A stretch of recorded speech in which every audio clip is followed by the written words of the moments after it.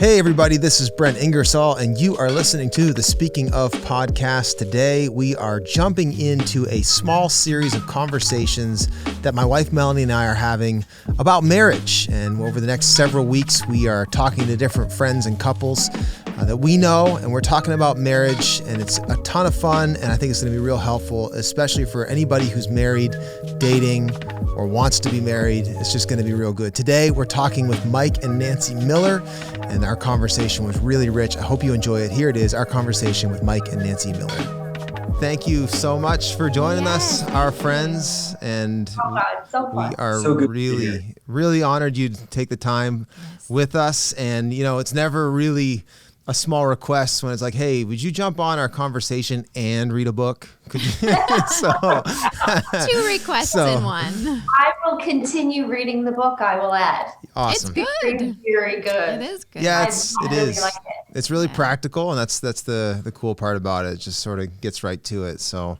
but for those of you who are watching with us that don't know Mike and Nancy, pastors of Nova Church, just an unbelievable, awesome God story that's unfolding in Halifax, and friends of ours that we got to know last year, a little over a year ago. We really got to know better on a trip to London, the last time any of us were probably anywhere. So good. So then we found out that Mike probably could have a secondary career as a bootleg videographer. So out here taking secret video of sacred spaces in London and getting us in trouble. We almost got kicked out, but they are now recorded forever. It's a memory. Right. Yes. Right. Exactly. Yes. So I just find it on my phone. Absolutely. But it was a joy to get together with you guys over that time. And, you know, you do find out about people when you travel with them.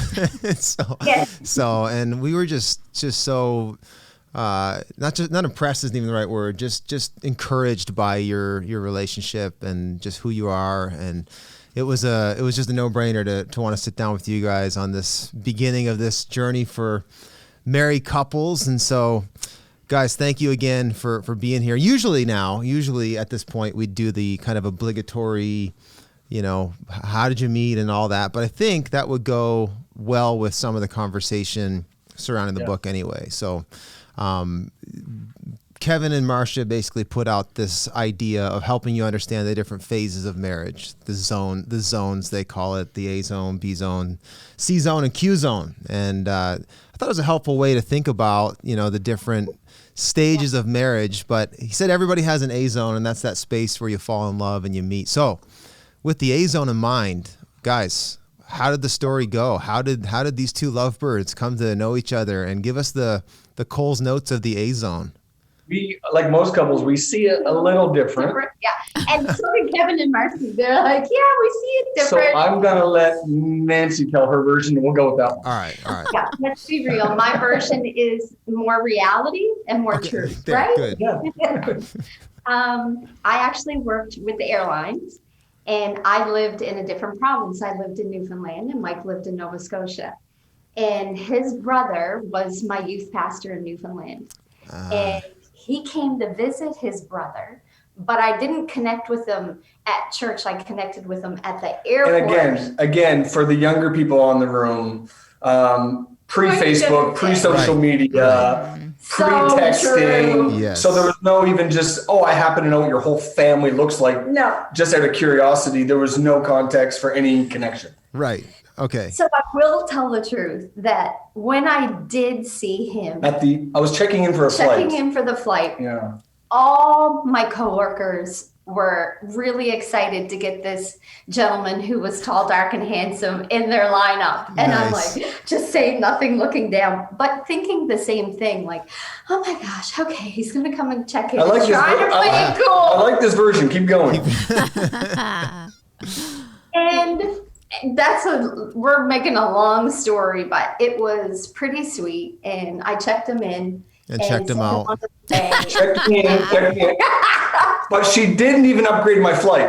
No, I had to have some kind of pride. But she upgraded my life. Hey. That's so much better. You are a preacher, sir.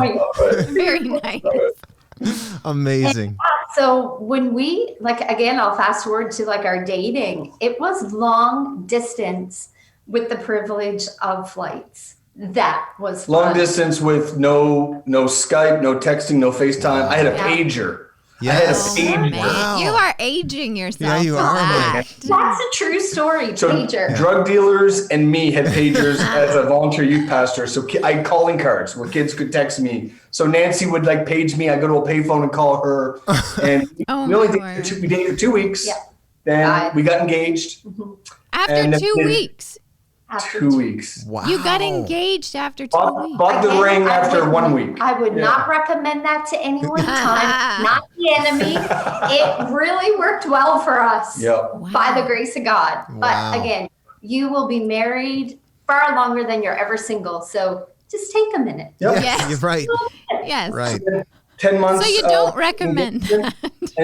And then we got married, and it'll be 21 years in May. Wow. Wow. 21 years. That's awesome. That's substantial, guys. That is. But I remember that A zone. Yeah. Like we were thinking about the little notes. We did this devotional together every day. Like this. But before that, okay. we would call like Right. 8 o'clock at Oh. night till 2 a.m.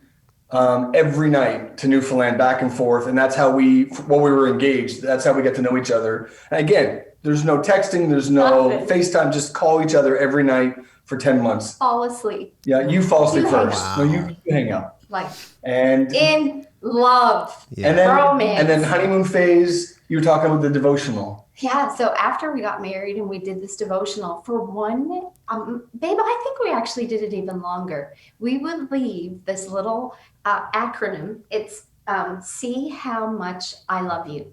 SHMILY. Smilly. Schmilling. And the game went when I would write it somewhere. The minute he found it, then it was his turn to write it. And then I would find it. So it went back and forth. Like we would write it on toilet tissue. Oh, So my so God. romantic. Wow.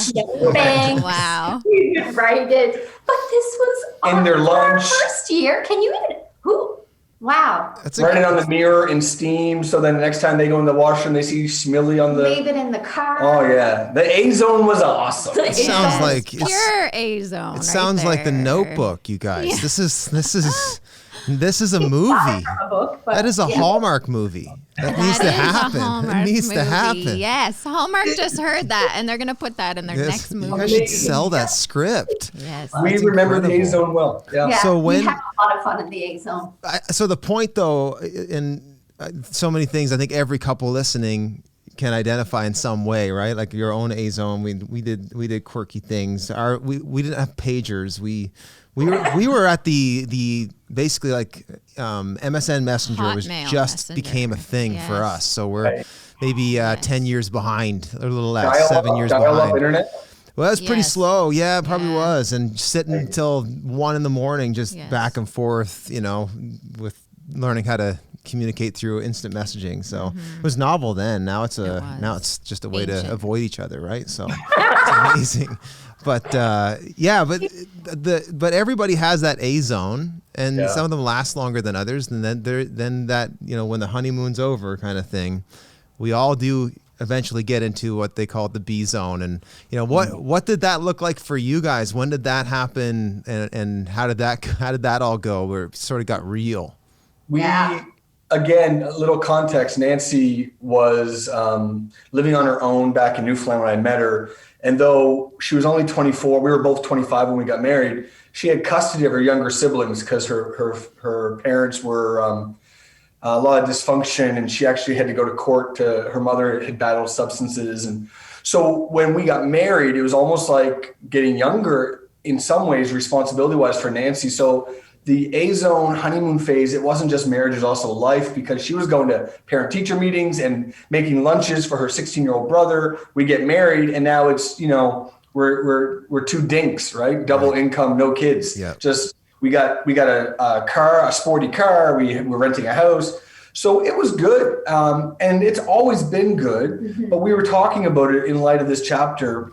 And about 3 years in, just the grind of life. Again, we were both working 4:35 in the morning, her at the airport, me at a retail job. And we both knew Ministry was a part of our purpose and our focus.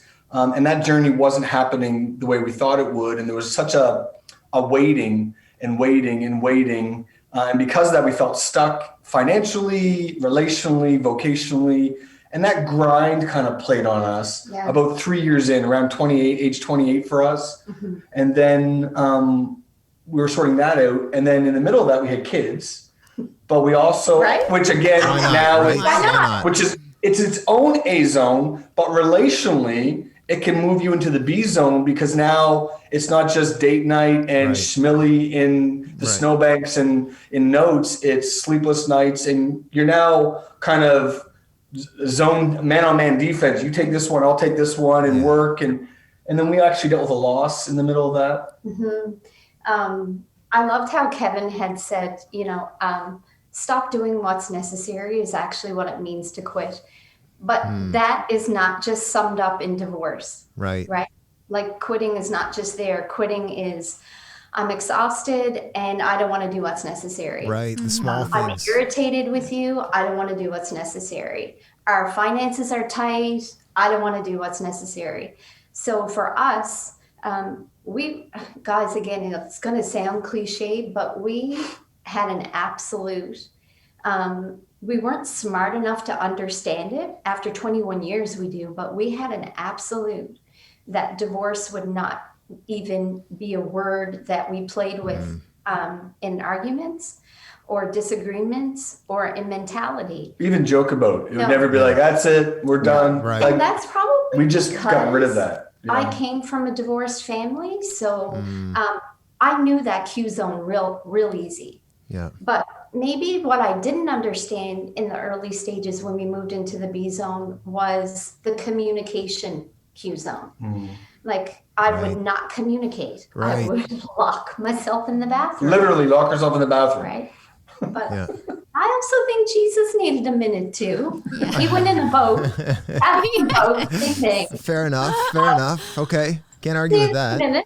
Side note, don't pick the lock on the door if your wife's hiding in the bathroom. They don't want that. No, Pro tip. Good idea. Pro tip. Thanks, Mike. Reason. You just stay behind that sheltered door. It's very safe. So for us, it would have been about 3 years in, and then about 5 years in, we lost a baby in pregnancy. Yeah. And so, we grieved different, which caused our communication to realize we communicate different. My God. And it just felt like there was this period of about 5 years between 28 and 32, 33, where we just felt like a real B zone. And it was just a grind. We didn't have a lot of fighting or conflict. It just felt draining. Right. And definitely the honeymoon phase was over. Yeah. Just practical problems. It wasn't even anything that was, again, this way.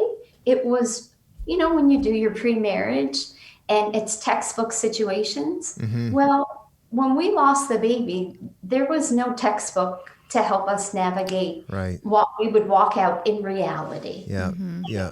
He was really wanting to be alone, and I was feeling lonely. Mm-hmm. So how do you navigate that without saying, like, just go on, be by yourself, and me saying, well, I'm going to pack the house full of people because I need company. Yeah. Like, how do you, like, those B zones are hard. Yeah. And it's it is the culmination of the small daily differences and disappointments, right? I think one of the quotes I jotted down that I thought was, I don't know, it was Kevin or Marcia, but just said, like, what happens when our B zone disappointments eclipse our A zone dreams? We want to go to the Q zone. It's like those small little disappointments, they compound and they eventually cause real problems and fractures. We hit our B zone pretty quick. Ours after was early. Yeah, it was fast. Like it was the was summer. Like days or like weeks? No. Well, it was like months, a couple months into our. It was year one. It was by the summer, really. We got married in May, and by like August, we were sort of hitting it. Summer was rough. It was, yeah. And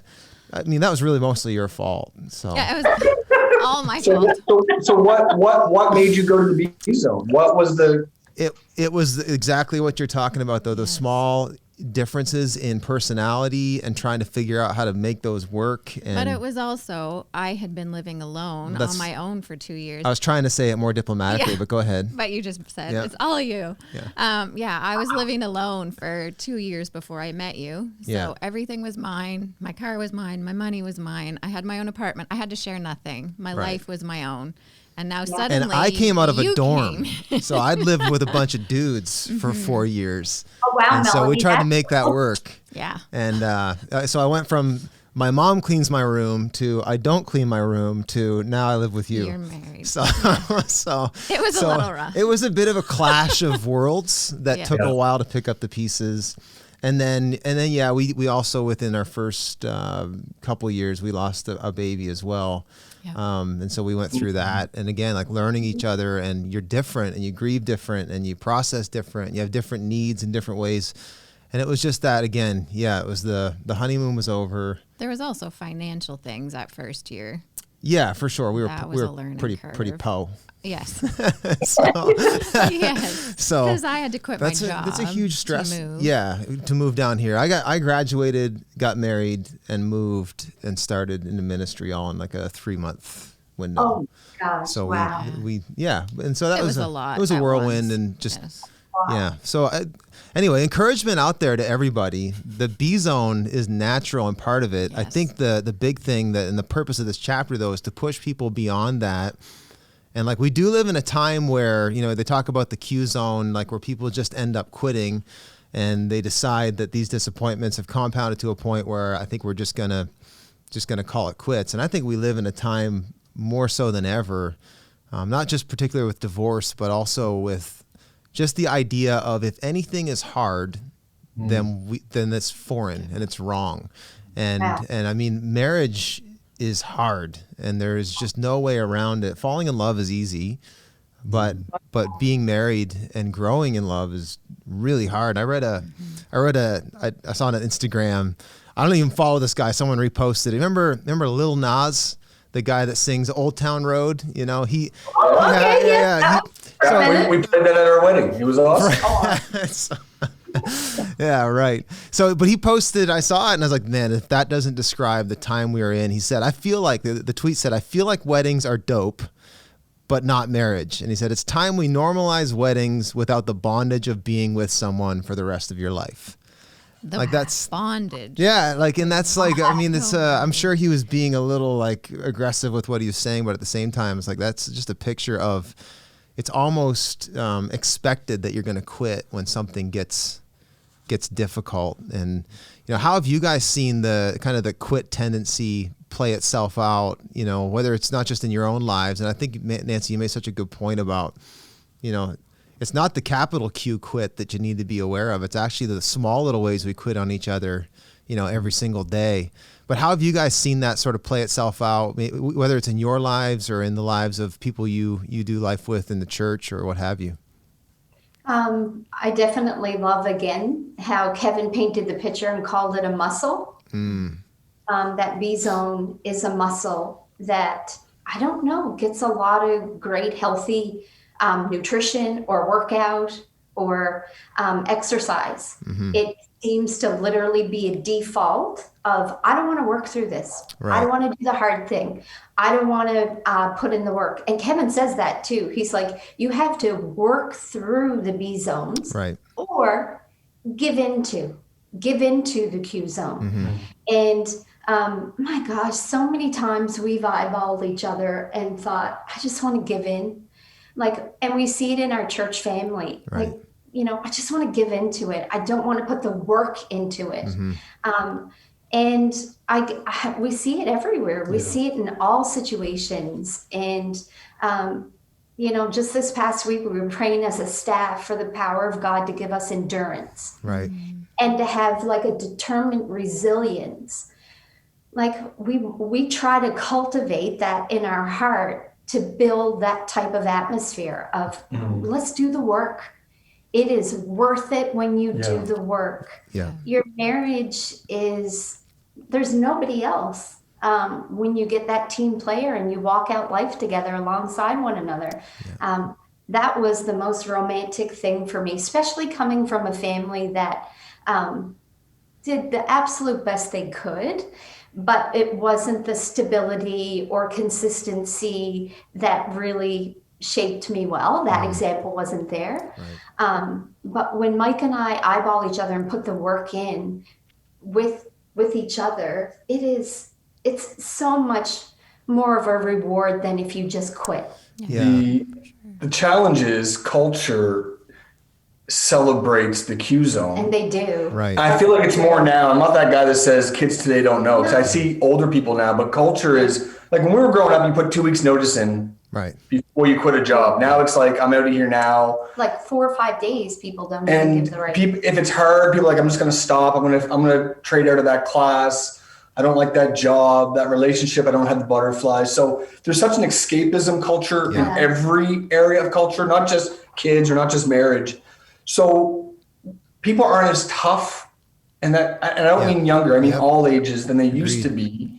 And I'm reading this book, and it says, don't build your child, don't build the road for your child, build the child for the road. And so many times we're trying to smoothen everything so it's not difficult. And so we've seen that in relationships at church. Yeah. We've seen it in businesses. We've seen it in marriages. Yeah. We've seen it with culture. And it's like, that's too tough. Just escape. And they say things like, I'm living for the weekend, or, it's wine o'clock somewhere. Or then you even hear, I'm just living for retirement, or I'm just living for, that. And I get looking forward to things, but it's really this whole, I just can't even. So we've seen people in that Q zone when it gets tough, not just in relationships, but culture right now is celebrating just escape, right? Yeah. Which has been tough during the pandemic because travel's off the table. Right. There's so movies are off the table. Yes. Certain restaurants are off the table. Mm-hmm. So those little small escapes that we used to maybe be able to access have been gone for the last year, which is why a lot of marriages have struggled and broken and cracked, is because those little outlets they've had. But the beauty is this is an opportunity that's forcing maybe couples to push beyond the superficial or what comes easy or natural. And I love the quote there that Kevin said, that I got it written down here. So the problem is that every A zone will lead to a B zone. And if you always go to the Q zone when that happens, whenever things get hard, you develop an addictive cycle of quitting. And the pattern creates short-term relationships, shortcut habits, short attention spans. And he says that's why so many people live in chaos and failure, and they experience the wreckage of multiple Q zone decisions, unfinished educational degrees, incomplete jobs, derailed careers, chaotic finances, underdeveloped faith, and half-built marriages. And I think that's right at the heart of it is, I think the Q zone ultimately is built on the lie that it would be better for me if I quit, as opposed to if I push in a little further, it could be even better than it is now, And I think one question I would ask is, what are some of the lies maybe that people tell themselves? Because again, I think the devil's a liar, and he's trying to cause you to miss out on the reward and the life that God has for you. And marriage was God's idea. Yeah. And there are things that God actually wants to give us in marriage, but if we will go there together. And I think the devil, though, tries to plant seeds of deception in us that it would just be easier or if she would just change or whatever. What are some of the lies you think we tell ourselves that keep us in that pattern of quitting? I think I've been thinking about this. And I think one of the big lies is that hard equals bad.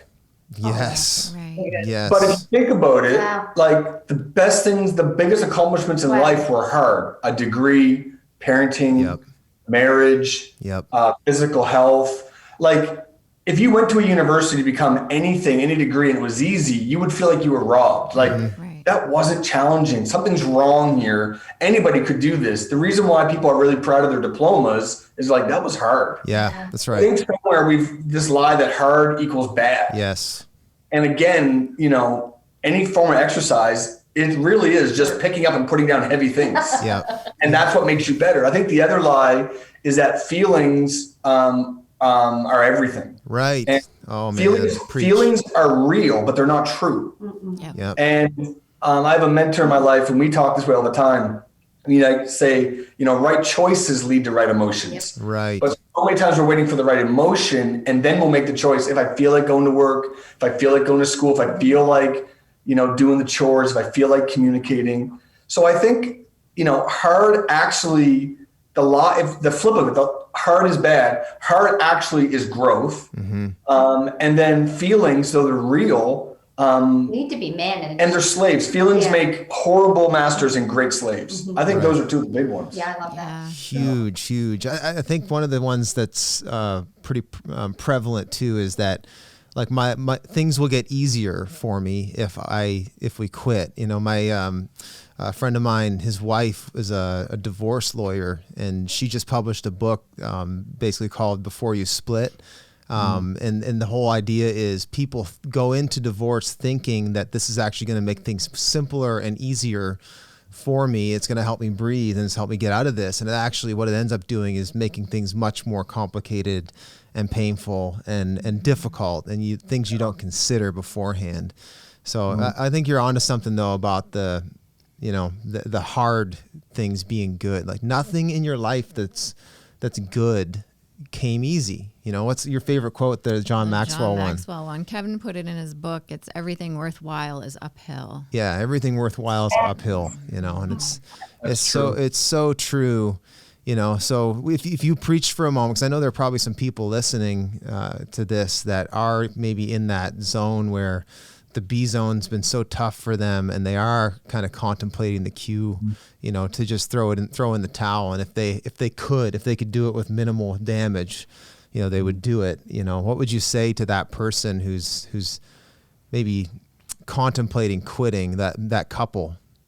Yeah, it's real. Yeah. And this video this next few weeks on Sunday nights isn't to make light of that. Like, it's real. When you're drowning, you don't need an explaining of why drowning is real. You're drowning.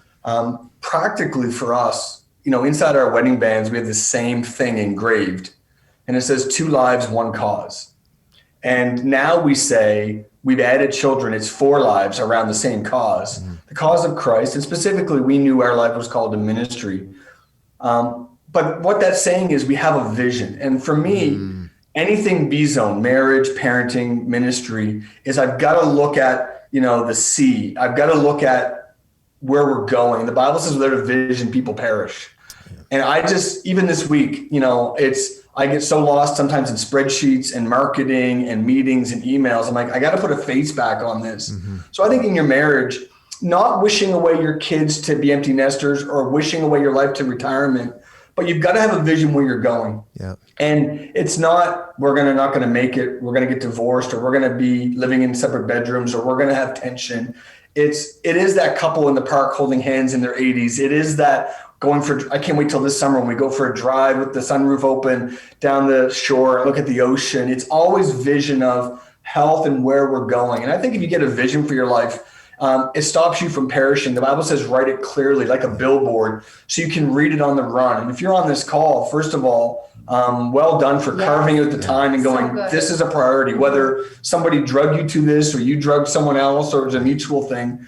But you're saying we're running with kids and businesses and disappointments and dreams and schedules and life and health. And let's get a vision of where you want to go. And that's why we talk about the next stage. When our kids were born, we weren't wishing it away, but man, it's going to be so good when they're walking and we get to take them to soccer practice. And then when they were toddlers, it's, man, we can't wait till they're old enough to travel with us and do this. And now they have their licenses. It's like, man, we can't wait till they drive us for ice cream and they're our Uber. And we just give us a couple steps ahead to paint a picture of what we're aiming for. And if we have something we're aiming for, it helps our choices today, right? Would you say? Definitely. Huge. And on the practical side, I go back to this book, which I just love. And Kevin said, draw a circle around yourself and work on everybody inside that circle.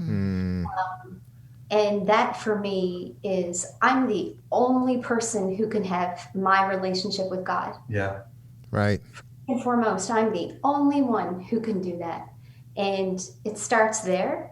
And then the Bible also says that there's wisdom in a multitude of counsel. My friend loves Mike more than me, which really helps me when I need to have a chat. or we need to talk about things, or I'm just a little frustrated. Like, I need that counsel in my life. Therapy is the church. Yeah, Such huge. a great community to get the health and help you work on yourself so that you can be better together. And again, we don't dismiss infidelity.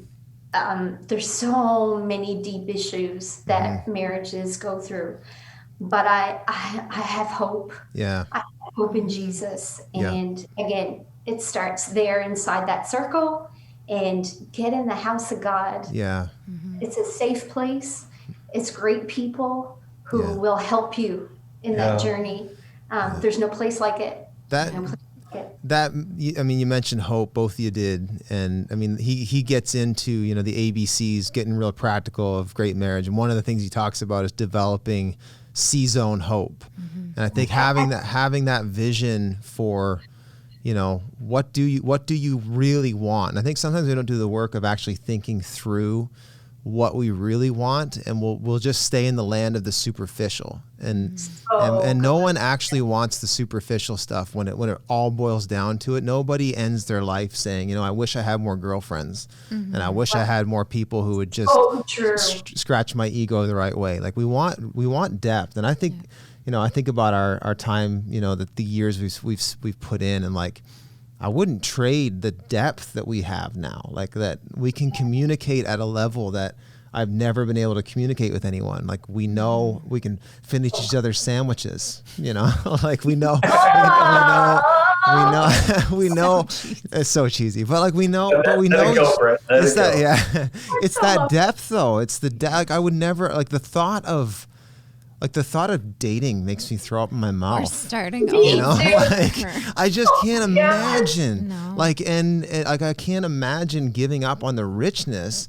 Yeah, it comes with way more complexity too. And you can frustrate me more than anybody else on planet Earth, but you can also fulfill me more than anybody else on planet Earth. And you can't have one without the other. And if you're not willing to go into that depth, and I mean, just that vision. And so you roll that out. If this is what's possible in 15 years, 21 years, like then what's possible in 30, what's possible in 40.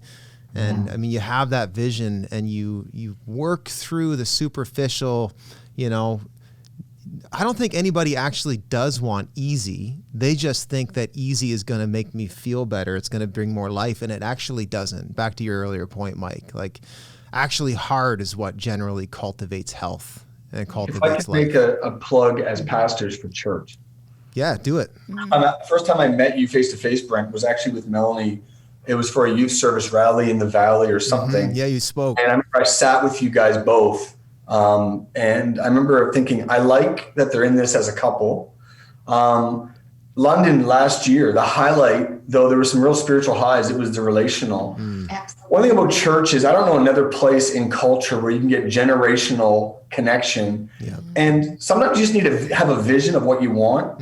And sometimes it's like not in a coveting way, but you see an older relationship going, I want that health. Yeah. The way they talk to each other, the way their kids talk to them, the way they smile at each other. And I have had that my whole life in the church as a 16-year-old seeing 25-year-olds, and then as a newlywed seeing 40-year-olds, and reverse engineer that and say, if I want what they have then, what did they do? And I ask questions in the church, whether it be just watching people or actually stuff like this. What a place to get a vision of where you want to go, and then hear the road they got there. Yeah. And there's nowhere like church for that. Yeah, you're totally right. And I think even just the strength of being in community, even in something like this, like that people get to know they're not alone. And there are people, every marriage doesn't fall apart, and every marriage doesn't end in divorce, and every marriage isn't superficial. And, there are many amazing examples, and we're going to have,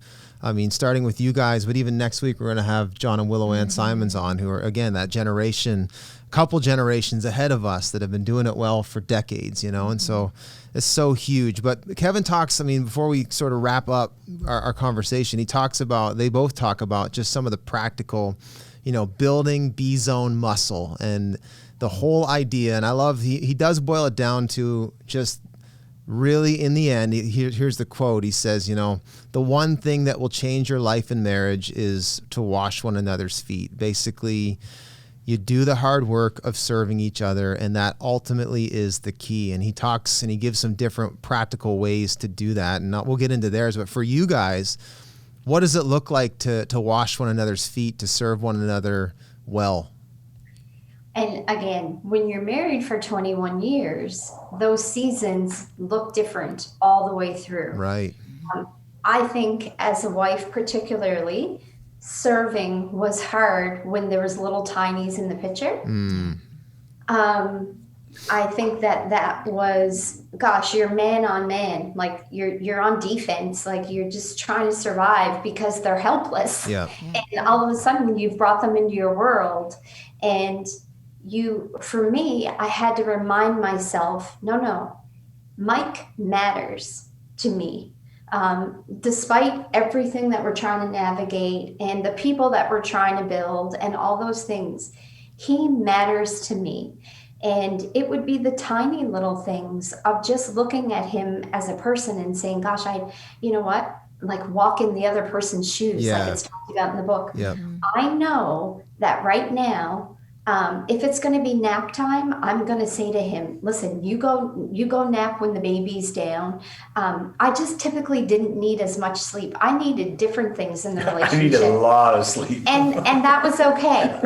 Right? It's true. I think that's really cool how there's someone who is strong in that area of sleep and someone who isn't. It's like, I would lean in there and give an opportunity for him to catch his breath and rest because he mattered. And serving has that root for me. Like, just how can I express that he matters? Again, and we still do that because his personality is an introvert in an extrovert world. So I know what's going to help him at the end of the day is, listen, we'll you shut your eyes for 40 minutes or go to a movie or just disappear, or, and we joke about that too, because I can hide really well. Some call it the bathroom, I call it Narnia. I go in there and I disappear for an hour. I would have to say that Mike's really good at serving, to the point where he annoys me. Honest. I like to take up my own food. I want to pour my own coffee, and not out of a pride thing, just because it's what I enjoy. I like it. Every night this man will ask me, would you like a drink? I'm like, no, thank you. Mike, you're making us all look bad here, man. Just being Jesus, man. They crucified him too, so I get it. No. So he's just. I would say you're good at that. I would just say practically what Nancy's helped me with, and it comes back to serving, is she taught me to be present, and that's before social media and texting. And I remember Josh, our oldest, was born. It was my day off at the office. I was launching a missions ministry that was sending 500 people a year around the world and all this stuff. And I was like, I'm going to the office today. And she's like, well, you're taking Josh with you. He was like 2 months old. I'm like, no, I just got to go work. She was, no, it's your day off. You're dad today. And I remember her helping me early be present. Or if I was on the front lawn, put my phone away because I'm playing with the kids. And we do supper, if not 5, 6 nights a week. And those other nights, it's because the kids are at their grandparents or something. And when you're present, because you can be in the room and not be in the room. And you can be on this call and not on the call. Yeah. And she was helping me be wherever I am, be fully there. And in the middle of that, I'm in her shoes going, oh, that's what your day was like. And now it's with our kids. Oh, that's what you're dealing with. And she's hearing me. Oh, that's what you're going through.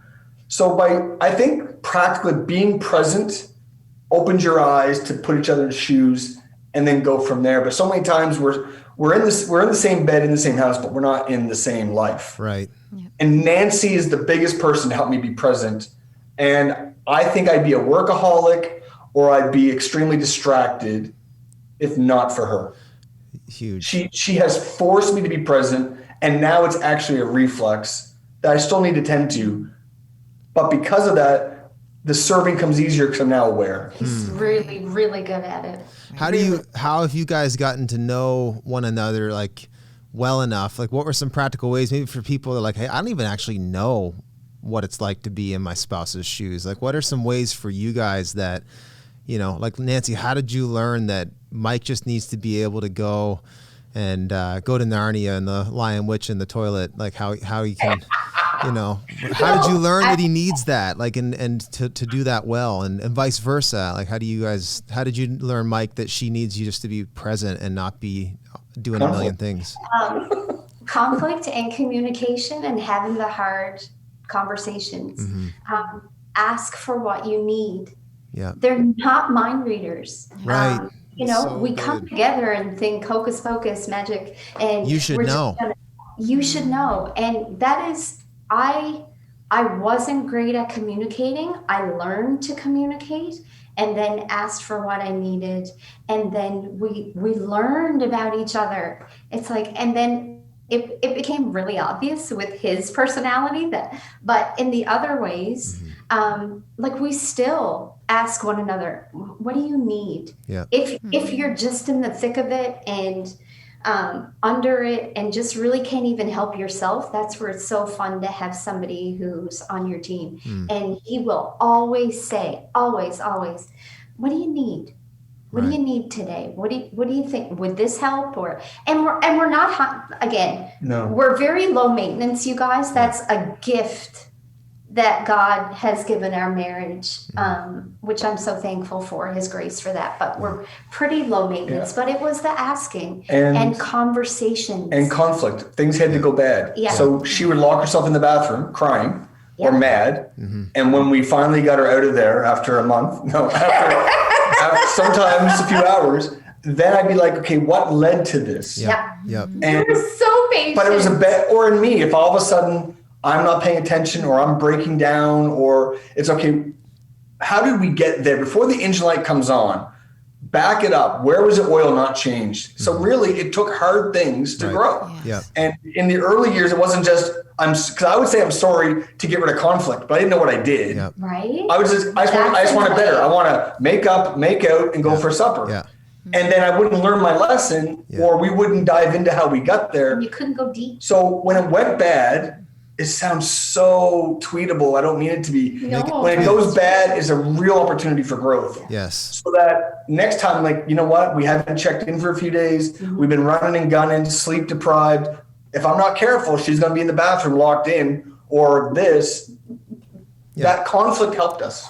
It's interesting, isn't it, that if you take those two words, conflict and communication, like we have this default setting where we think if I have to communicate this, then that's a bad sign that we don't know each other well. Like that if you knew me really well, you would know. You would know. Like Right. so, communication is a bad sign. On like we've convinced ourselves that having to communicate explicitly is a bad thing, and we've convinced ourselves that conflict is a bad thing. That if our marriage was healthy and we really loved each other, we wouldn't be having this conflict. But ironically, both of those two things are actually the very mechanisms that bring health.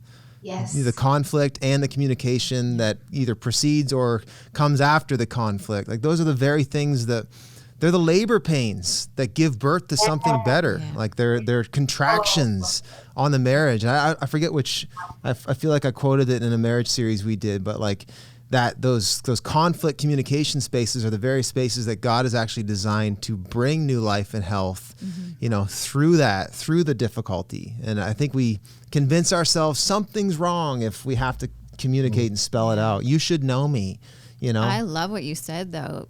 Your spouse isn't a mind reader. Yeah. You have to tell them what you need, or your spouse should ask you what you need. Both, yeah. You're not a mind reader. Yeah, yeah, and it's not a bad sign in your marriage that you're having conflict, and it's not a bad sign that you're having to communicate. Those are actually good signs. Yes. I don't do as much of it as I used to, but like in some of the marriage counseling that I have done, like the ones that always concern me are the ones that have no fight left in them and they have no words left to say. Like the conflict's gone. Yeah. Like the fight's not in them anymore. The fight's gone. And like if you have fight in you, like at least be encouraged. You're still in the ring. Even what you just said there about going to counseling, understanding as you guys as significant leaders in a significant sized community, to be completely free to go. We have gone, and we're all for, if we need to in the future, going for counseling. To get your driver's license, you need to go for a test and lessons. And marriage is so much more important than a driver's license. And how much we just go, we got engaged for 2 weeks. We didn't know each other. So it's not wrong to say, I need help. I need someone to walk us through this. Don't let your children do that, people. Yes. But I love that. I love that you're like, we need help, and we go for help. We've gone for help. We will go for help. So I love that. Super important. Huge. Well, we've hit some of the practical stuff, and I think this conversation is just going to be real helpful for people. But there were some other things that Kevin and Marcia said, I think, that were really worth noting. Obviously we've talked about putting each other in your spouse's shoes. Always give your spouse the benefit of the doubt. That's a tough one. That's a tough one for both of us, really. Like I think back to the spouse's shoes, because I was going to say it's tough for us to give each other the benefit of the doubt because of our personality types. It actually is helpful. Have you guys done like Enneagram stuff at all? Do you guys know what your Enneagrams are and all that, or? I mean, what would he fall under for being a hater of any personality test that's created? You can't box me in. Hey, you don't know me. I would say he's a 3 or an 8. That's what I was going to say. Yeah. Right? So I know my love languages. Physical touch. I know that. There you go. I've learned a lot about those personality tests, and I'll study them and understand it, but he doesn't want to do the testing. But again, it boils down to your personalities. Yeah. Like a lot of things have to be managed and navigated because of who you are as a person. Yeah, you are as a human. Yeah, I mean, I know there are many Mikes out there who are just they're not gonna participate in this, but it actually is helpful though. Like it has helped us. Like the Enneagram has helped us at least understand one another, or try to understand each other. Like But I mean, we don't have any staff here that we haven't run through a personality just so we can work with them. Like, how much more is it important to have that understanding for each other, so you can live with each other? Yes, it's so good. And then you add your kids into the mix and watch their personality add to your home. Yeah. You're like, oh wow, that's not something I'm familiar with. Yeah. Oh my gosh. Like you. Yeah. It's like, I'll take the test next time I'm in the bathroom. I'll do that. I'll do, you guys. I'll get him. I'll slide it under the door. Yeah. There you go. Text it to him. There you go. Those are awesome tools, though. I love them. I mean, he ultimately roots the last of the application really in, you can't, I don't think I mean, there are people who have good marriages that don't have faith, but I really do think the key to having a good marriage is centered around Christ, around the gospel. And it's just so hard to, how do you care for someone selflessly without having the selfless love of God, through Christ in you? How do you be generous? Like they talk about giving your spouse the extras. You can only be generous if you feel like you have the margin to do that. And I think so much of this is rooted in having Christ, having the presence of God, the gospel, having its place in your marriage is huge. What would you guys say, just kind of as we're closing, the role of your own personal faith and your faith together? How has that helped your marriage, and how would you encourage someone else to invite Jesus? Like it's not just me and you. He's meant to be part of that. If you have a relationship where one spouse is a Christian. Yeah. And one isn't. Yeah. What role is your faith? What role should Christ play in our marriages? Everything about faith. I'm doing a funeral in a few hours of this call to people that their faith is unclear. The difference about Christianity over everything else is our leader died. Right. Where every other leader of culture, it's if the people need to die for the king. And such a model of Jesus dying. And the people that loved him most were those that knew him best. And his disciples, the reason why they gave up their lives years and years later is they were so impacted by private Jesus. And I think faith-wise, the culture says be an influencer, get followers, get likes, put your best foot forward and out. And Jesus says those closest should know you best. Mm-hmm. And I think so many times you said we bring our leftovers or our empty home. And I think if your faith is important, then I think it's all about, culture wants to point a finger. The gospel says there's 3 pointing back. It's like, forget about the speck in that person's eye. What about the log in yours? It's about pick up your cross daily. It's not about what they can do for you. It's about, I've come to wash feet and lay down my life and serve. And everything about the gospel is about me dying for you. Yep. That's the gospel. It's the whole It's thing. not about, I'm so great, serve me. And if 2 people are trying to give away their lives, everybody's going to get full in a marriage. We've all heard it. Marriage isn't 50-50. It's 100 and 100. I give everything I have, So good. looking for nothing in return, not knowing if it's going to be reciprocated. Yeah. God so loved the world, he gave. Well, we were a long way off. He wasn't like, I'll come halfway. If you clean up your speech, if you come to church, if you give a little bit, then maybe we can get an arrangement. He's like, I'm all in. And I think the gospel is an all-in God. And in this culture of negotiations, God put all his cards on the table and said, I'm all in. Yep. This is what I'm paying. Yep. And I think faith-wise, it's the same way. You've got to be, I'm all in, whether I get reciprocated, in front of people, in the home, in the bedroom, mentally, emotionally.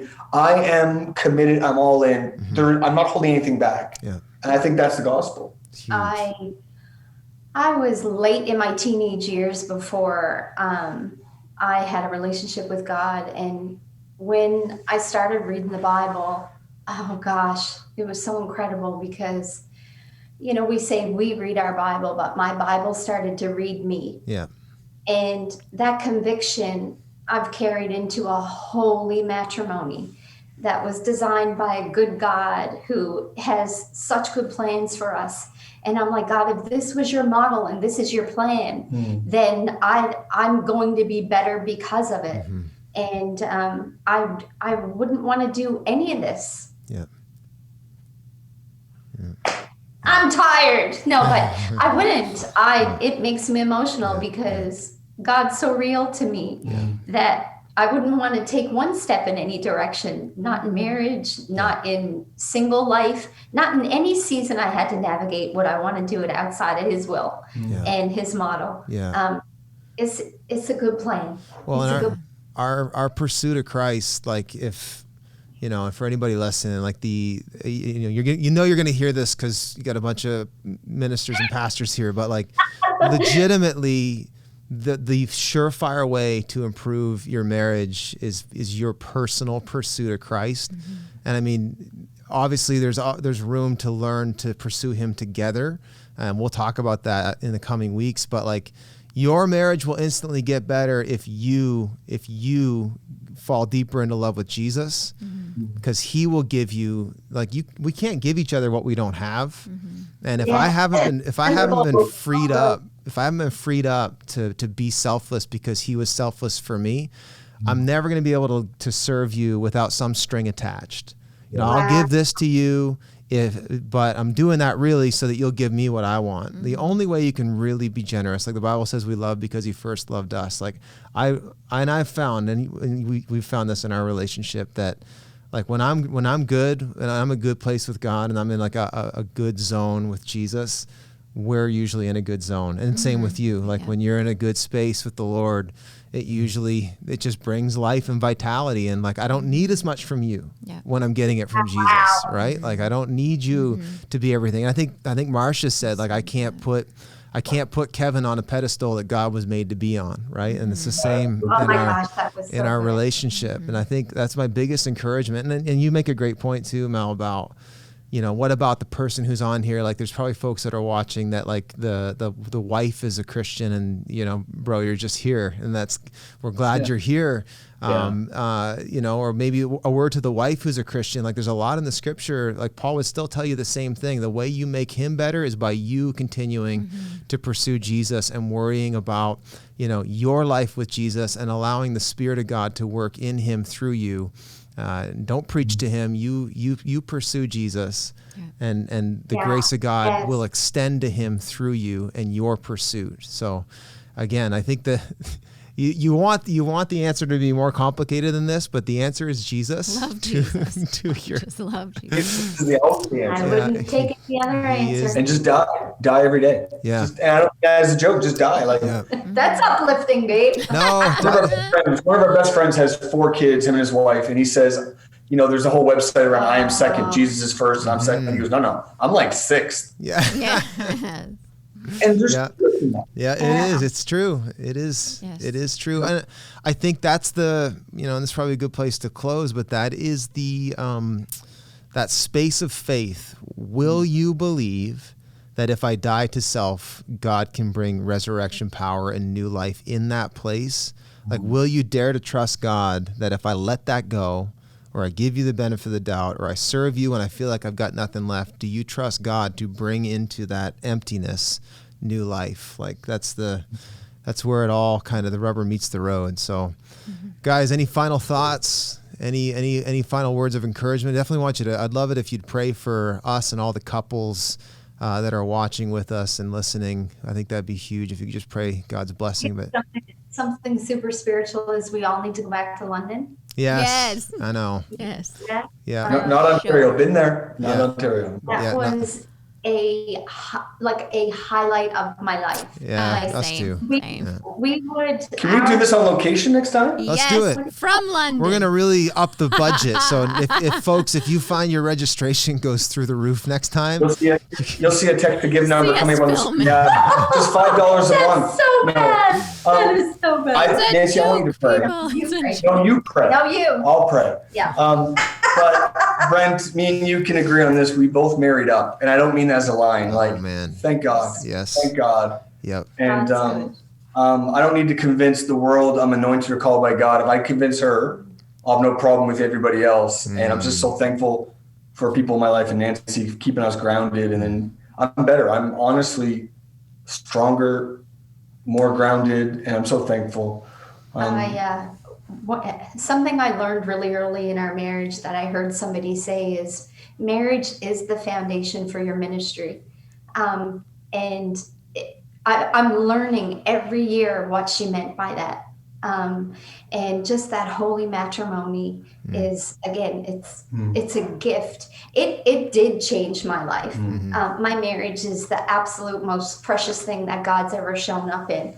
And I'm just, again, this course, this book, grab the tools, digest them, get into it, do your very best, and you'll be changed after it. There's no doubt in my mind. Let's pray. Yeah. Thank you, God. God, I thank you for this night. I thank you for every face that is watching this live or maybe even after the fact. And God, I don't want to just pray a prayer. I want to, again, Father, just pray for your presence. And God, I speak hope right now. Yes. Your word says hope deferred makes the heart sick. And maybe there's relationships that are doing well, and maybe there's some that aren't nearly where they need to be. And I just speak hope, God, that they're not dead and they're not done. And there's always room for change in your presence. I just speak hope.